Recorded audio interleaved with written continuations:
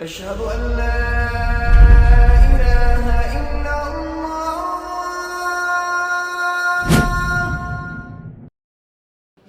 بسم الله والحمد لله والصلاة والسلام على رسول الله وعلى آله وصحبه ومن والاه. أما بعد. Before we begin, you boys, Allah yahdikum, are very bad. When you finish Salat al-Maghrib and you got a lesson on, do your Maghrib, do your Afkar, pray your Sunnah, and then sit for the lesson. Did any of you not pray Sunnah? Good. Okay, you're a masjid, so you want to make sure that here you do as much ibadah as you can. Now, if you're doing dodgy ibadah here, then imagine how you are at home. Now, so be better. Be better. Jazakumullah khairan. Then we begin with the chapter of khula. Khula is when the woman is the one seeking the divorce. And there's a lot of misconceptions regarding this matter and this topic and women seeking divorce. So inshallah azza wa jal, on top of what we are going to mention, we will try our best to clear many of those misconceptions. And if there are any questions, then feel free to ask me at the end, inshallah. First and foremost, a woman is allowed to seek a divorce in Islam. A woman is allowed to seek a divorce in Islam. Some people think that a woman can never ask for a divorce, yani at all. Only a man can divorce a woman, and this is incorrect. The woman can seek a divorce, and as we've mentioned previously, that if a man is mistreating his wife, then if he doesn't give her the divorce, the government itself, the court, can force him Islamically to divorce his wife. And if he doesn't divorce her, then they'll divorce her on his behalf. So it is not a matter of oppression for the woman at all. Islam did not come to oppress. Then you have the hadith, which also some people misunderstand. The hadith of the Prophet ﷺ, where he said, أَيُّمَا امْرَأَةٍ سَأَلَتْ زَوْجَهَا الطَّلَاقِ فِي غَيْرِ مَا بَأْسٍ فَحَرَامٌ عَلَيْهَا رَائِحَةُ الْجَنَّةِ. Any woman that asks her husband for a divorce without there being any harm or any valid reason, then prohibited for her is even the smell of paradise, meaning she won't enter paradise. Whenever it comes to these hadith, just as a side note, is that these are talking about a severe punishment, not talking about the person being in the hellfire forever. Because the only sin that keeps the person in the hellfire forever is what sin? Kufr and shirk, good. Okay? Here, this is not kufr or shirk, so there is no issue in, there is no eternity in the hellfire, ayadhan billah, just that it is a severe warning. Okay, what does it mean here that the woman asks for a divorce without any harm or without a valid reason? What's considered a valid reason? The man is living in a way that goes against the Sharia, good. What else? Give me other examples, quick. No, she's not getting her rights. She's not getting her rights. Danger. She's in danger. What if the woman just doesn't like him anymore? Khalas, she's sick of him. Not that he's done anything wrong, he's not a bad Muslim, but khalas, she does, for whatever reason, doesn't want to be with this person anymore. Okay? Is it haram in that case for her to ask him for a divorce? No, it's not haram. Because that's a reason. That's a reason. Okay, we're going to speak about that inshallah, but that is a reason. Many of the ulama, when they explained the hadith, they went into a bit of detail. And this is important. And this is why we need to ensure that we go back to the words of the ulama to understand things that we might not necessarily understand very easily. When it comes to a woman asking her husband for a divorce for no reason whatsoever, what does that usually imply? For anyone that's dealt with marriage issues or dealt with issues in the community, what does that usually imply? You have no idea. Believe me, I guarantee you don't know. They just loved each other. No. That she is involved with someone else. That she's involved with someone else. So for her to ask for a divorce with a reason, that's all right. It's no problem. That doesn't fall under the hadith. But a person has nothing wrong whatsoever. Nothing wrong. Even her emotions towards him are negative. But she out of nowhere asks for a divorce. Usually because there's another guy in the picture. And that's why the punishment for it is so severe. Not because of the questioning itself, but because of the reason of the questioning, which is usually talking and getting to know someone behind the husband's back, yani a form of cheating. And this is why it's very bad. Okay, this is why it's very bad. Tayyib. When it comes to khula, or the woman seeking a divorce from the husband, we said it's not haram, and we said if it's with a valid reason and it's not wallah behind someone's back, it's not an issue. Should we become very lenient and quick to divorce with this matter? This is something that the people with intellect and with wisdom need to make sure they take their time with. If there is a case where the woman is in danger or the woman is severely oppressed, etc., then this is a different story. This is something where, yes, a divorce can be given very quickly. Okay, the facts are established, the husband's not willing to change, etc., etc., etc., then maybe there needs to be a quick divorce. This is one thing. But if it's simply a matter of emotions, the husband and the wife had a fight, the wife says, khalas, I want a divorce. We need to be very careful in saying straight away, khalas, give her the khula. Why? Because in Islam, Allah Azza wa Jal gave the divorce to who? The male or the female? Why? Because he's more rational. He's not as affected by emotions. So now, if you're going to give the woman khula every time she asks for it, you're going against what the wisdom of the Sharia is. If Allah Azza wa Jal wanted to have the talaq where she can divorce whenever she wants, Allah would have given it to her. But for a greater wisdom, Allah didn't give it to her. So if every time your wife asks for a divorce, you're automatically going to grant it, then you're going to have major problems. And it happens all the time. All the time it happens. We will get sisters that ask about khula, and they want khula right now. And we will say, listen, I'm not forcing you to stay with your husband. But my advice is, wait 3-4 days, wait a week, especially if you're not in any danger, or sometimes the guys even left the house. And if you still want a divorce, no problem. We'll talk about divorce then, inshallah. If that's what you want. You don't even need to be back from them. Why? Because alhamdulillah, everything's back to normal. Women get very emotional. And so a lot of their decision making, when they're emotional, is not right. And the second they've calmed down, they thank Allah that they didn't end up getting divorced. And some the opposite. When they were granted what they wanted emotionally, they regret it straight away. They regret it straight away. And this is not good, especially for the sisters. Because if you have issues with your husband and you get divorced because of those issues, and then 2 weeks later you want to do your katbaktab, your nikah, your marriage contract again with that husband's not going to respect you and your feelings. Why? Because you had problems, you left him. You came back without him fixing his problems. So now he's not going to respect the fact that you're upset. You came back to me with my issues. Why am I going to change? What's the incentive? So be very careful, dear brothers and dear sisters, of being quick when it comes to the matter of khula. Again, we're not talking about oppression. We're not talking about a woman being in danger. We're not talking about major issues. We're talking about a problem. Something was said, something was done. The woman's emotional, she wants a divorce, you automatically grant it. It's not good for the husband, it's not good for the wife, it's not good for the kids. So be careful. Yes, the woman has the right to ask, but we should not belittle the rulings of Allah subhanahu wa ta'ala and take them in a manner which Allah Azza wa Jal did not want. The author rahimahullah says, وإذا كانت المرأة مغضبة للرجل وخافت ألا تقيم حدود الله في طاعته فلها أن تفدي نفسها منه بما تراد عليه.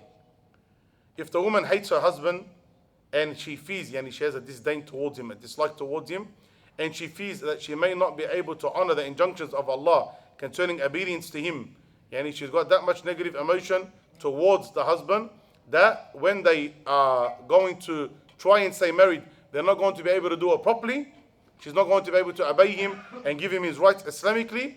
She may ransom herself from that relationship by whatever they both agree on. So the khula is the woman asking for a divorce in which she ransoms herself. So she gives the man back something for that divorce, whether it is something small, as we will see, or something big. Okay? It could be something very measly, like $100, masalan. Okay? Or, and there's reasons why someone will do it low, and we'll get into it inshallah. Or, for example, the mahar that he paid originally, because she's the one that wants a divorce. Khalas, you want a divorce? No problem. Give me back what I paid. Or it could be higher. Okay? It could be higher. And we'll speak a little bit more of details in the next point, inshallah. But the woman has issues with the husband, and she doesn't feel that she can obey Allah Azza wa Jal. Look at the main reason that Allah Azza wa Jal mentioned in the Quran, and that's why the author used this reasoning, that she will not be able to uphold the laws of Allah Azza wa Jal regarding this relationship. When you get divorced, it should be something better for you both in your religion and in your dunya. It shouldn't be something that you get divorced and it's going to make you worse. The reasoning for the divorce was a religious one. That because of her bad sentiment towards this individual, he's not going to fulfill the laws of Allah Azza wa Jal. So she's not going to fulfill the laws of Allah. She's not going to give the husband the right. So instead of me doing haram and making the relationship bad, khalas, let's get divorced. Now, so the reasoning is that which is religious and better for both worlds, the hereafter and this world. So she is able to free herself from that marriage by something that they both agree on regarding her giving something back. If the wife asks for a divorce and the husband grants her the divorce without anything in return, then it's a divorce, it's not khula. And this has happened many times. The wife says, I want a divorce, and then the husband says, khalas, you're divorced, and then they think that was khula, and it's not. That's an actual divorce, and that's going to count, because when we study in the upcoming points, a talaq is different to a khula in the numbers. We know that the man has 3 divorces. Khula is different to the divorces. All of this we're going to get into, inshallah. The khula is different to the divorces. So if he thinks he's doing khula, but he done it without anything in return, then it counts as a divorce, even if your intention was khula, because you didn't fulfill the conditions. Okay? So be very careful. There has to be something in return. He says, rahimahullah, وَيُسْتَحَبُّ أَلَّا يَأْخُذَ مِنْهَا أَكْثَرَ مِمَّا أَعْطَاهَ. It is recommended, yustahab, it is recommended that he take no more than what he initially gave her. So the man, when he gets married to the woman, he has to obviously give her a mahar, present for when they get married. 20, 30, 40,000, $100, whatever it is. When he gives her this mahar, that mahar is hers. She can do whatever she wants with it. If she wants the khula, then the ulama recommended that he doesn't take more than the mahar itself. And this is from a hadith with the companions of the Prophet ﷺ, where he gave her a garden, yani a fruit garden, and they wanted to get divorced, and the Prophet ﷺ told him to accept the garden back and to divorce her, yani give her the khula. So this is a recommendation. Is an obligation? No. It can be more than that, it can be less than that. What we want to do as Muslims is always remember the etiquette of Islam and always remember the honor of Islam, especially for the men, because this is not a matter for you to say, let me oppress my wife, let me get back at my wife, let me make it hard for my wife. She wants a divorce, no problem, I'll put her through the mud. This is not something that you're meant to be a very lowly person with. You're meant to be honorable. And when does your honor show? In times of hardship. Your good character, your good dealings don't show when things are good. You and your friend, you have no problems. So of course you're going to have good character. But you and a person that you hate, how do you respond to his dealings? That's what shows whether you're good or not. When you and your wife, mashallah, times are beautiful, honeymoon period, there's no problem between you, it's easier to be an amazing husband. But when you and your wife have problems, that's when you see who's good and who's not.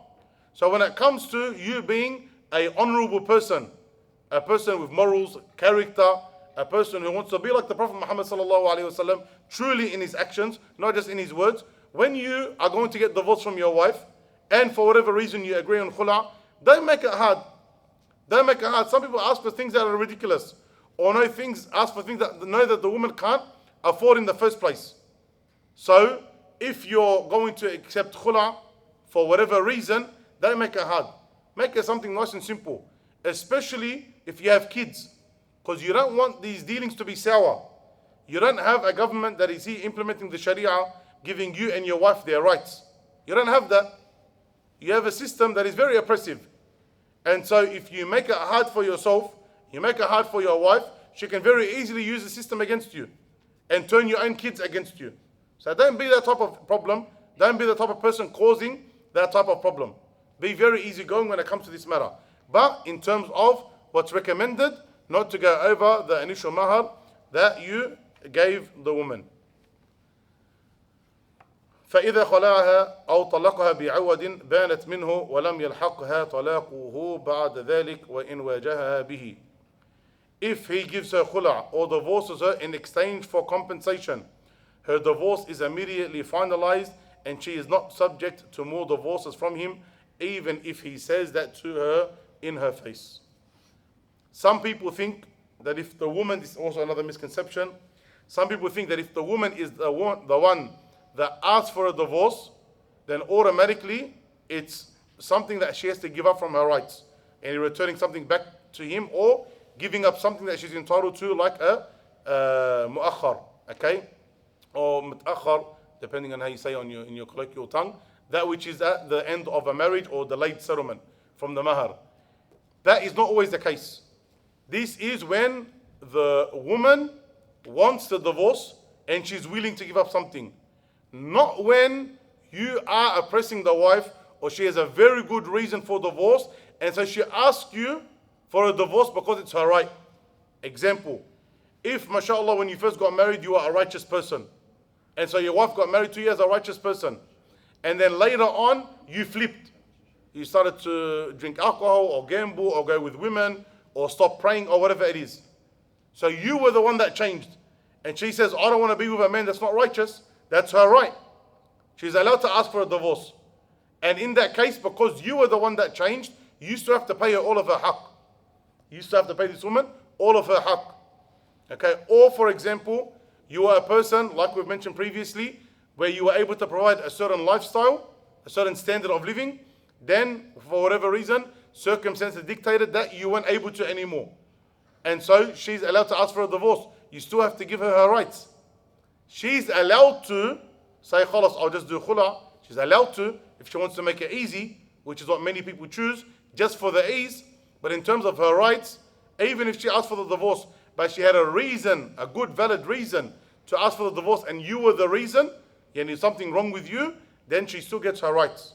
Okay, this is also a very big misconception that a lot of brothers, unfortunately, think is not a problem. This includes matters of modesty, matters of shyness. Example, some sisters, they bust their husbands talking to girls in the haram, okay? Or going to funky places. And then she says, I want a divorce. Yeah, that's her haqq. If she's not a bad woman, why does she have to be with a bad man? Okay? So that's her haqq. This is a very common example.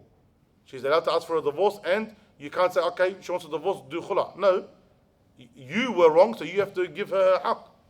Jayyid, if she chooses the khula for ease, that's up to her. But you're not allowed to make it hard Islamically on her. If she gives her khula or divorces, if he gives her khula or divorces her in exchange for compensation. So he says the word talaq to her, not khalatuki. Okay, he says actual talaq, but in exchange for something.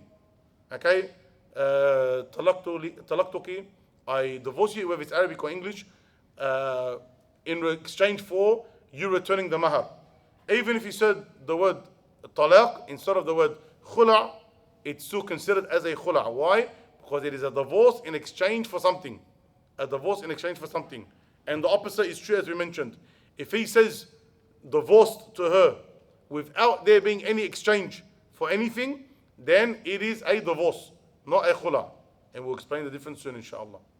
طيب, بانت منه. What's al-baynuna? Divorce is three types. You have raj'i, baynuna sughra, and baynuna kubra. Raj'i is that which he can take her back in. So the man has how many divorces we said? Three. So in the first and second divorce, the man can take her back without a new marriage contract if he takes her back in the iddah, in the waiting period. Woman gets divorced, she has, generally speaking, 3 menstrual cycles where she is still technically married to this person. Okay? The first and second divorce, they still live together, he still has to provide for her, they live in the same house, without hijab, etc. Yani everything is normal. And in those 3 menstrual cycles, he can take her back, either by saying something like rajatuki, or I take you back, with or without witnesses, or he doesn't act, like some of the ulama mentioned. If he sleeps with her, then this is a sign that he wants to remain with her. So they're automatically returned. Okay? So the first and second divorce. And the third divorce, no. So the first and second divorce, it's a raj'i, he can take her back. Tayyib. Then you got baynuna sughra. Baynuna sughra is when they are now separated. They are now separated and he can't take her back automatically. If he wants to take her back, it needs to be with a new contract. So if he says, you're divorced, and she does her iddah, and then her iddah finishes, menstrual cycle number 1, menstrual cycle number 2, menstrual cycle number 3, and her 3 menstrual cycles finish. Now she is separated from him completely. Now the divorce is finalized and he cannot take her back automatically. If they want to get back together, they need to do a new marriage contract. What's that called? Baynuna sughra. Okay? The small baynuna, the small separation. Then you got baynuna kubra. If they divorce 3 times, then they can't go back together. Something has to happen. We'll get into it and we'll delay it so that we can explain the benefits and the wisdoms behind it, inshallah. Now, but this is where the woman has to have gotten remarried to someone else and then come back to the husband. Even though we've mentioned it before, but we went over it quickly and we'll go over it again in more detail, inshallah. Tayyib. So if the man gives the woman the khula, then banat minhu, she goes into the baynuna as-sughra, meaning automatically they are divorced, they are separated. The divorce is complete. The divorce is complete. He has to leave the house straight away, or she has to leave the house straight away. He can't see her without the hijab. They can't be alone. They go back to being strangers. They can't talk without a mahram, etc., etc., etc. If they want to get back together, they need to get back together with a new contract. If they want to get back together, they need to get back together with a new contract. وَإِنْ وَجَهَا بِهِ, even if he says to her face multiple times, you're divorced. Yani, khalatuki, they gave her the khula, and then 1 week later he says to her, anti talik again. Doesn't mean anything. Why? Because they are separated. Okay? As soon as he says the khula, and it's agreed upon because of her exchanging something, and he says it, automatically they're separated. This brings us to another point. And this is what we're talking about. There's a difference between talaq and khula. Is a khula considered a talaq, or is it a fasakh? Is it considered a divorce or a cancellation of the marriage? The Hanbali madhab is that it is a cancellation of the marriage. Okay? And other madhahib, it's considered a divorce. The difference. In the Hanbali madhab, if a man does khula, it's a cancellation of the marriage, which means it's not a divorce. And so, if he's divorced his wife, for example, once and twice, and then the 3rd time they didn't do a divorce, they done khula. If they can get back together. Okay, they can get back together. Alright, it's not counted as a divorce. In the other madhahib, it's counted as a divorce. So if, for example, they done talaq once, and they done talaq twice, and then the 3rd time they done khula, it's still considered like a divorce, so they can't get back together. They can't get back together. Okay? This is an important difference. In the Hanbali madhab, it is considered a cancellation and not considered a divorce. And that's why the rulings are different, like her iddah, etc.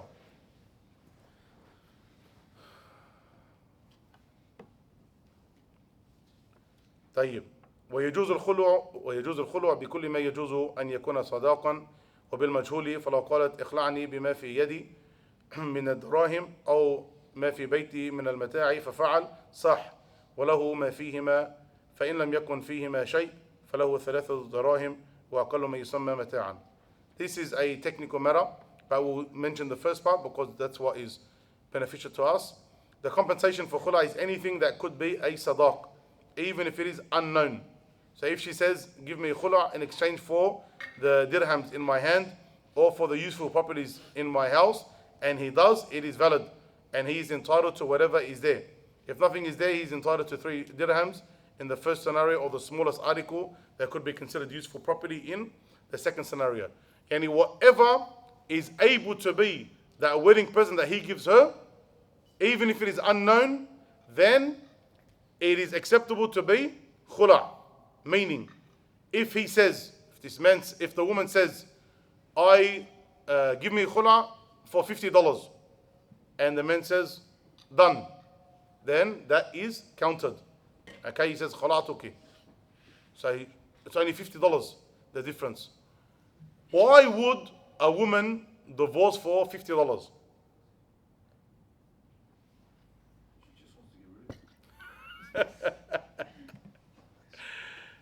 She's not the one accepting $50. She has to pay $50, Allah yahdik. Yeah, because she wants the khula to happen. This guy, Minuhan. If I want something from you, do I offer you a lot or do I offer you less? Something's got to, like, she's got to give him something, or she's got to receive something. He has to receive something. She has to give him something. She has to give him something. Yeah, from the khula. So why would he accept $50? And why would the woman give the man $50 for a khula? What does that mean to the man? Nothing. But it has to happen. Something has to, like a transaction. So khalas, just to get it over and done with. No, for it to sah. Yeah, okay. So for just to get it over and done with. To be accepted. Yeah, Yes. but quickly. Okay, this is one possibility. But most men, why would he accept $50? To make things easy for her too, like To make things very easy. Okay, this is the very good one. To make things very easy for him. Okay, good. Not count towards the Huh? not count towards the Good, very good. This is the majority of the time why they were willing to accept a small a small compensation. Okay, in order for it not to count as a divorce, just to do the khula, just to make the khula correct, so that there's hope in the future that they can get back together if need be. Now, because really they want a divorce. That's the reality. They want a divorce. But just because they're on their third divorce, just in case in the future they get back together for whatever reason, which happens a lot, let's not do the talaq, let's do the khula. And so they agree on something very, very, very small, which the woman can easily do, and that leaves the door open in the future for them if they want to get married again. Jayyid. Ahsant. MashaAllah. Why don't you be a sheikh, man? Why don't any of you want to be a sheikh? I don't understand, wallah. I understand a little bit, but not good enough. طيب ويصح الخلع من كل من يصح طلاقه ولا يصح بذل العوض إلا ممن يصح تصرفه في المال. This is not as applicable to you guys now, but in general, khula is valid from anyone whose talaq is valid, someone who is of age and rational, etc. And the payment of its compensation is valid only from the one who is legally competent to conduct monetary transactions. If a woman wasn't in her right state of mind, then she's not allowed to accept the khula. Jayyid? Because she's not allowed to do with wealth, because she's not mentally sane. This is a different matter altogether, but for most of the rulings, I think, inshallah, we summarized. Just to stress again, if the divorce, the woman wants it because of a bad in you, then she gets the divorce with her rights. That's her Islamic right. She gets a divorce with her rights. Now, unless you're willing to change. Now, if the woman, for whatever reason, wants the khula, she's allowed to ask for it. Now, she's allowed to ask for it, and it has to be in exchange for something. Could be something very small, could be something big. In terms of a woman seeking a divorce in Islam, it is allowed, especially if there is a reason, even if that reason is emotional. But we do not encourage the ease of divorce. That shouldn't be something done easily. Yes, at times divorce needs to be done quickly when there is a danger to the woman or the like. But if it's just something emotional like a fight or a problem, do not think of divorce straight away. Even if you want to get divorced, wait minimum 4 days, 5 days, just for you to make sure that you actually want a divorce and it's not just emotion speaking. Brothers, if you do divorce your wife, especially when it comes to khula, do not be a gronk. You can maybe edit that out, okay? Don't be like a lowly person. No, don't be a gronk. Wallah, don't be a gronk. That's enough. Don't be someone bad, okay? Always, wallah, if only we were to do with people the way the Prophet ﷺ told us to do with them, how would you like to be treated in that case? If that was your sister, how would you like your sister to be given the khula in that case? Now, if that was your daughter, how would you like your daughter to be given the khula in that case? You're dealing with someone's daughter, you're dealing with someone's sister. That's the mother of your children. Okay, don't be a person who's stingy. Don't be a person who's hard or bad to do with. Naam. And also regarding the khula, that if it is going to be done, then understand that it is a cancellation of the marriage, but it shouldn't be something played around with. Yani, we also don't want to get into a case where every 2 weeks they are divorcing and coming back, divorcing and coming back, divorcing and coming back. This is also not something good. Just because it's not talaq doesn't mean it's something to be belittled. Something that we didn't mention, the iddah of a woman who's done khula.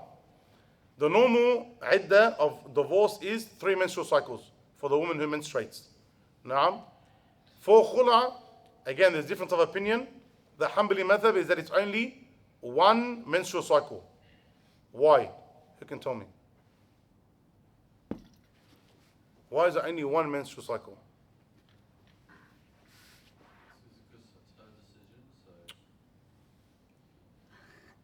Yeah, خلاص, guess. Since you want to be here, guess. تفضل. Because like, He's in puberty. How long really? Yeah. Yalla. like, is it like, because like, it's like a different person? A different person? Who's the different person? Don't ever answer a question again. Just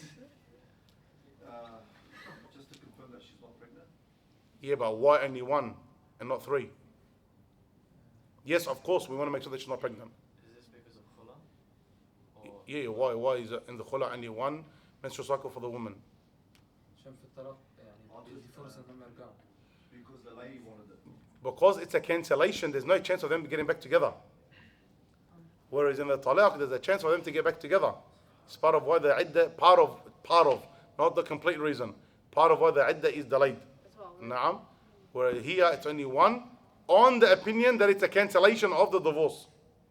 Whereas other ulama will say no, iddah is still 3 menstrual cycles because there's reasons greater than just her being pregnant or not being pregnant. Okay, there's also emotional matters for the woman, her not to be taken advantage of, etc. But we'll discuss that when we discuss the iddah. Next week, inshallah azza wa jal, we will go through the talaq. Okay, so this was khula, the woman asking for the divorce, especially because we spoke about problems from the husband and from the wife. And that's why, in case you're wondering, why did they mention khula before they mentioned divorce? Okay, but because they spoke about problems, and problems, one of the ways to do with it is through khula. Divorce we'll speak about next week inshallah. هذا والله أعلم. صلى الله عليه وسلم وعلى آله محمد وصحبه أجمعين.